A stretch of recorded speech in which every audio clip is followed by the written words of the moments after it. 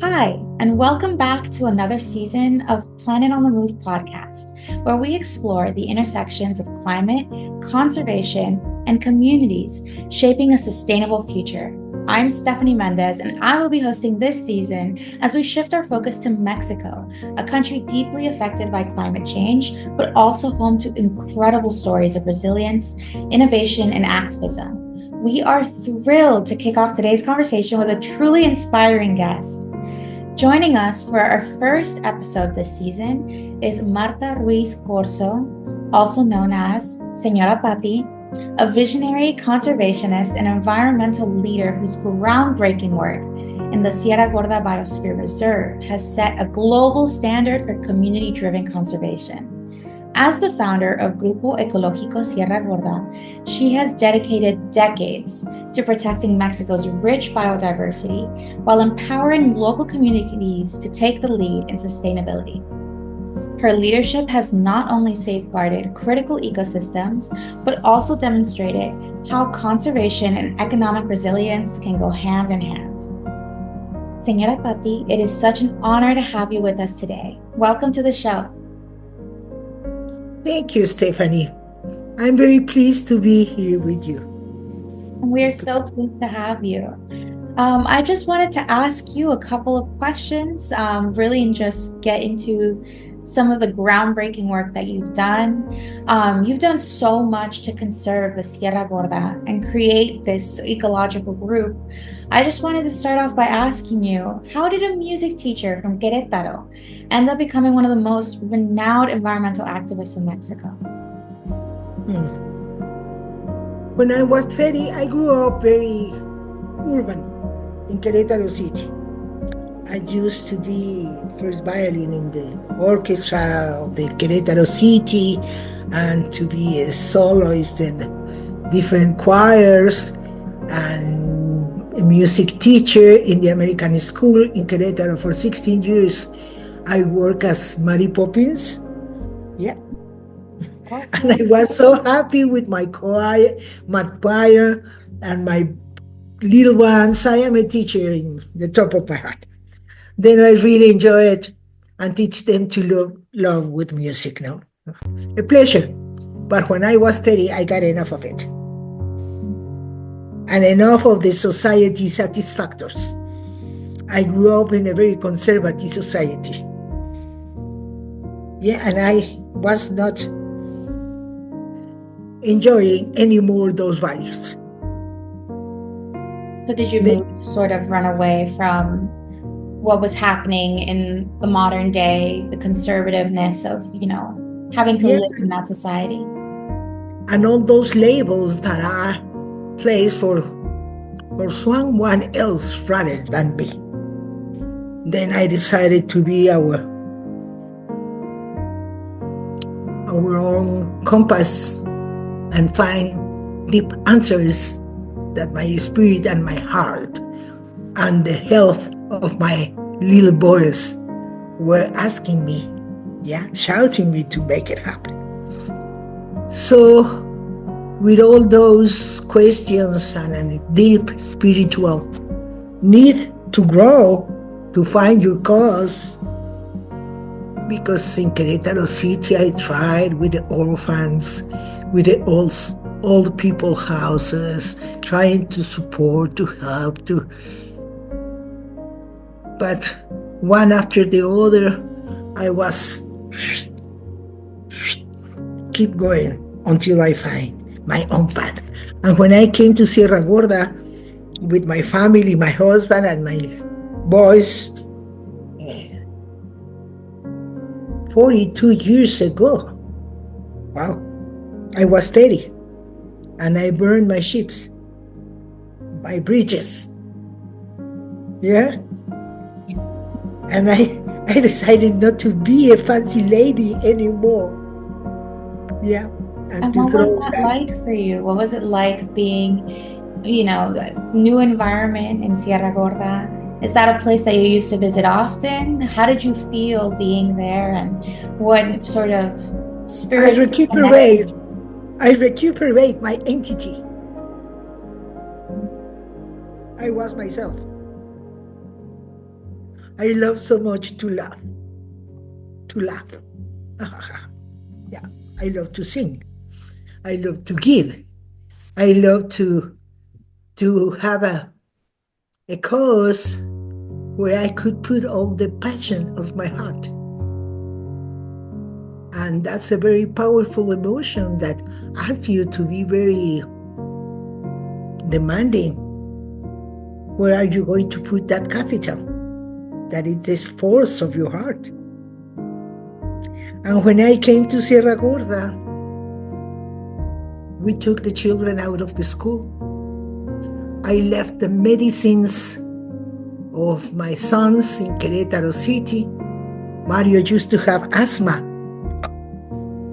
And one day the doctor came and told me, Mario may not keep going to swimming class, take him out of karate. Some recommendations that really made me rebel. And I said, I answered him, I'm going to do exactly the opposite. And from now on, we are in the hands of Mother Nature. Okay? Then we really dedicate our attention to clean the liver, to clean the intestines. Yeah, your diet and practices of health. And I came to Sierra Gorda with no medicines. I left cortisona and antibiotics in Querétaro City. I decided to jump that fear that I had for my little one. And we came to Sierra looking for health, looking for values that could really fit my thinking and my heart. And were you able to find that there? Were you able to find that there? What was it like when you moved? Pure pleasure, Stephanie. I came back to Mother Earth. My God, simply life is real. Yeah, you feel so happy when you go and harvest your peaches or your guayabas, and you eat and share and prepare, and you administer the abundance, not coins. Then I came very, very clearly to try to live with less and find different values in life. And we decided to let it flow, our savings, and yeah, it was a proof of new tools in practice. Yeah, a very strong faith in the abundance of life. It sounds like you put so much love. It sounds like you have so much love for the Sierra Gorda Mountains. I do. I love them. Yeah. They and me, we are, I am a servant. I'm ready to take care of my mother Earth in this little piece of planet, of all the sickness and all the dirty places. And it's like when you take care of your mom, I do it with the same love. Yeah. For Mother Earth, here and now, in my little piece of planet, Sierra Gorda Biosphere Reserve, and it has given me so much satisfactions. God, simply life is plenty. Go to a river with a box full of mangoes, and to spend the evening in the river having as much mangoes as you may get. Oh, that's such a pleasure.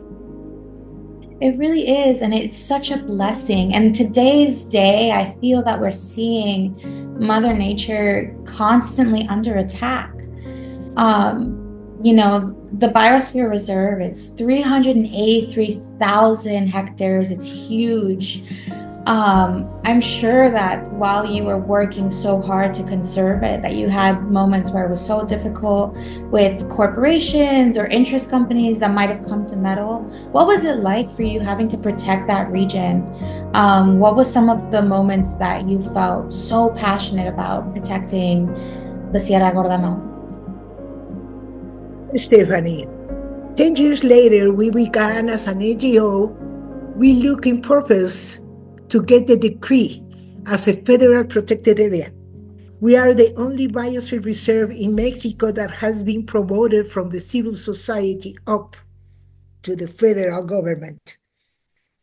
So I was appointed the day that we received this decree, federal decree of protection.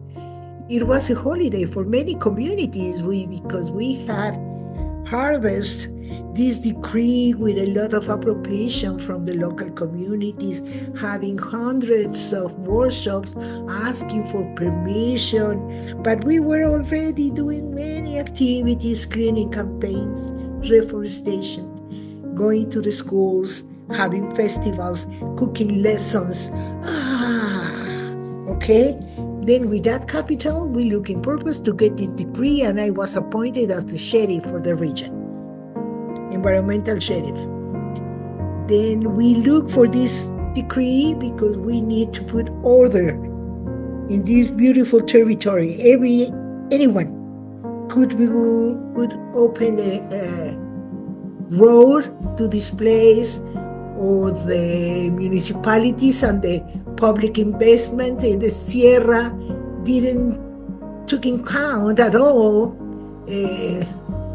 environmental impact assessments or compensations or restoration measures, or here you may or no may. Then when I was the sheriff, I had the pleasure to say, no, Mr. Governor, sorry, but you may not build your dam. To the Federal Electricity Commission, that man told me, the mandate of my commission is to put these power lines together. And I say, that's the purpose of your commission. I work for the Protected Areas Commission. And I say that you may not put your 142 high power lines all along the highway, breaking the biological corridors. Oh, I cannot tell you how many times I have fought on the field. Yeah, I have a doctorate in Romano Coliseum. Yeah, really defending the territory on field. And I had that pleasure when I was the sheriff, because I could say, no, Mr. Governor, or no, Mr. Commission, you may not go somewhere else. Here, not. So those put you as a civil society under attack. And it was a very stressing season for Grupo Ecológico. We had so many different levels of trouble because they were saying that I expropriate, that I made them slaves, that every line in the national TV, in the best newspapers, go.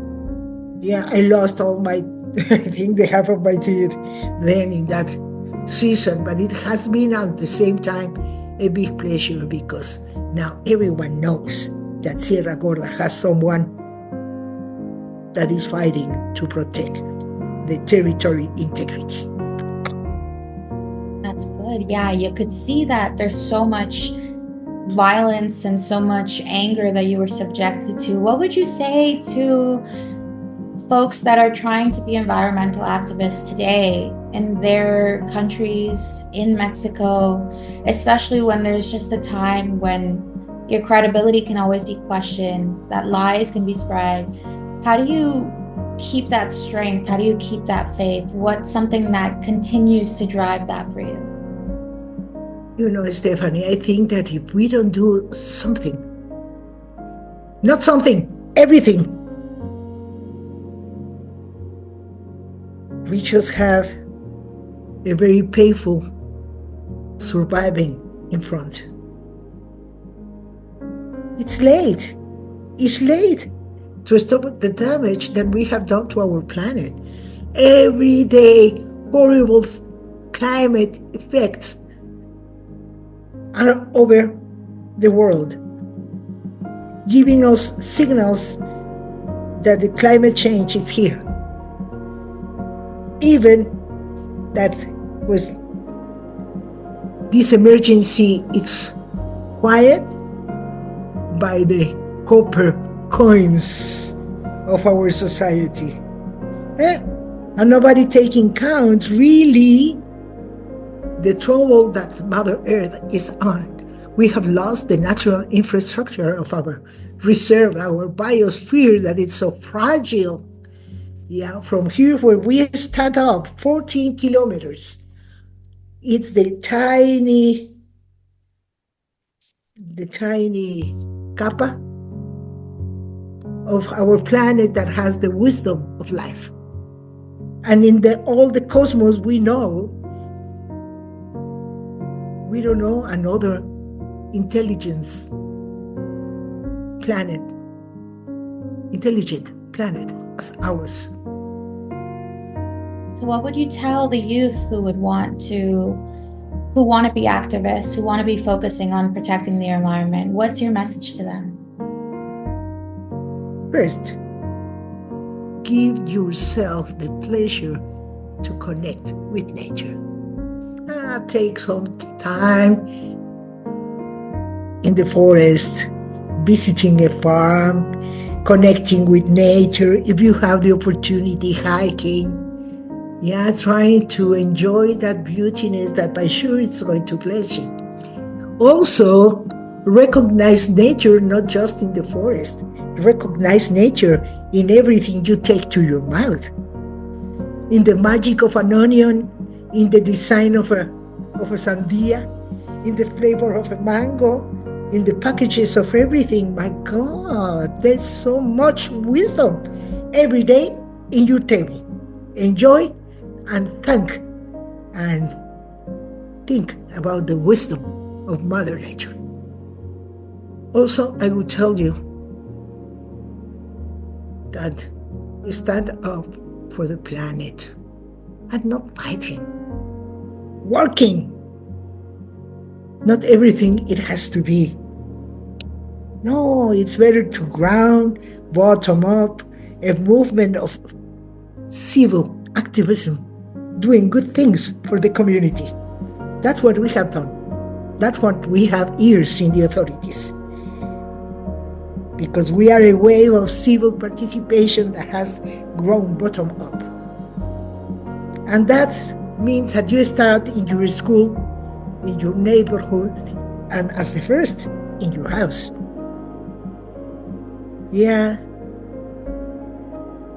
Think again, what is the hope for you if we don't change?